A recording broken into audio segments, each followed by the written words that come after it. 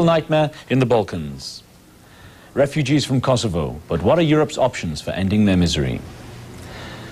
Hello everyone, welcome to CNN's interactive news program Q&A. Kosovo, Serbia's small but independence-minded province, is in flames. Battles between Serbian security forces and rebels show no sign of abating.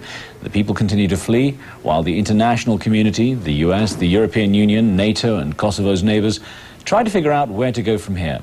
Joseph DioGuardi is president of the Albanian American Civic League. He's a former US congressman who's now lobbying Washington to put the squeeze on Yugoslav's president Slobodan Milosevic.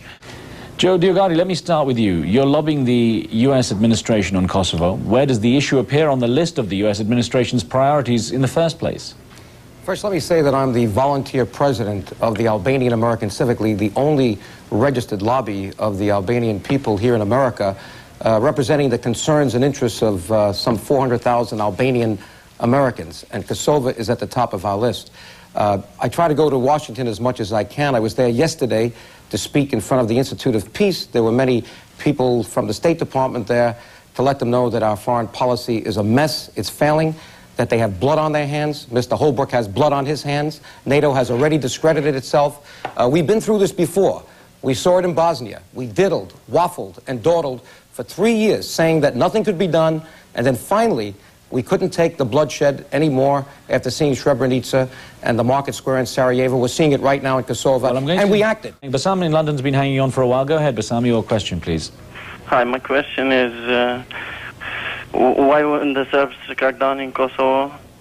Everyone was a lot of promises, so it's not going to repeat another Bosnia. So where is these promises now? What is a Bosnia was different than Kosovo is now? Joseph DioGuardi, what do you think?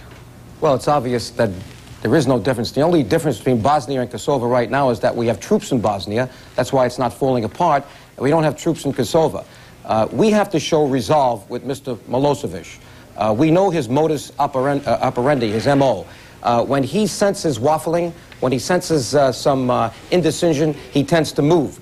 Don't forget, his biggest concern is his political base in Belgrade. He's a Stalinist communist. He's lied to the people of Serbia. He controls all the media.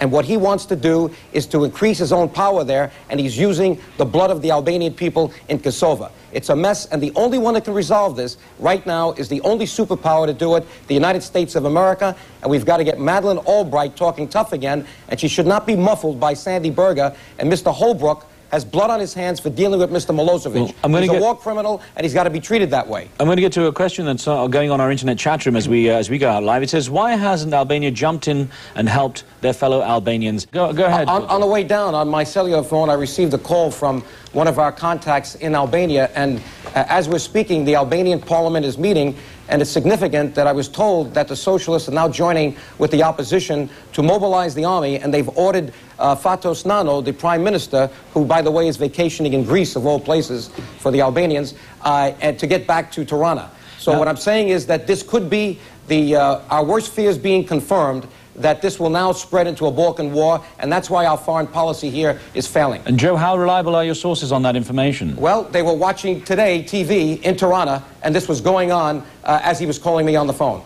This email question from Lahore in Pakistan, Farhana Sayed says, if reports of mass graves had been confirmed, would the EU and NATO be more likely to act then?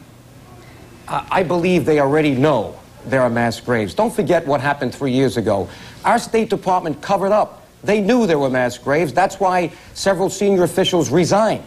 This is a moral issue right now, and it's outrageous. In fact, an article was just written by our Balkan Affairs advisor, Shirley Cloyes, of the Albanian American Civic League, and she quotes Congressman Lantos, who knows oppression. He was someone who was saved from the Nazi Holocaust, and he goes, quote, we have a moral obligation to identify with the people of Kosovo. They have been persecuted, discriminated against, and killed by a police state. Kosovo Albanians have suffered enough. That's Tom Lantos in the House of Representatives on March 12th. There's no question there are mass graves there. We just don't want to admit it because we're not willing to show resolve. That's the only way we're going to solve this. Exactly. All right, let's get a quick call in from Switzerland. Eileen, your question brief, please, because we've only got a minute left.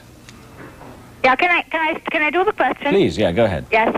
Mr. DioGuardi has often repeated that American administration has failed in Balkan. So I want to ask if exists any possibility for solution to save Albanians, to save Kosovo, and to put peace in Balkans. This is my question. Well, the only way to do it is what we did 3 years too late in Bosnia. We have to take the lead. We have to show Mr. Milosevic that there is pain he has to take for his actions. Sanctions will not work. We have seen this over and over again. Only the credible threat of force or the use of it. And that doesn't mean that we have to commit U.S. troops to Kosovo. As we saw in Bosnia 3 years later, 3 years after we should have acted, we did some surgical things, military actions that sent the signal that the time was up for Mr. Milosevic, and he backed off. We have to do the same things now. Thanks very much. And Joseph DioGuardi, thanks very much for joining us there in New York.